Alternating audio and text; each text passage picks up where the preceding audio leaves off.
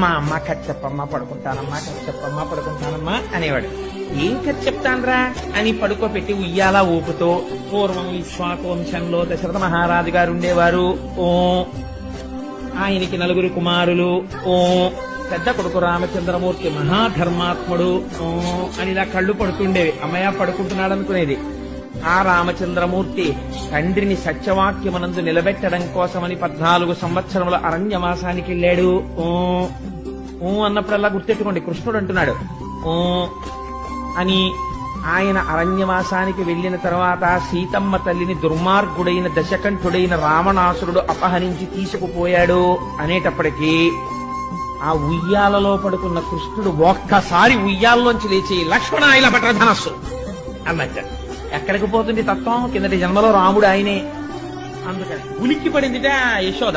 ఏమిటి వీడికి ఈ కథ ఇక్కడ వరకు చెప్పింది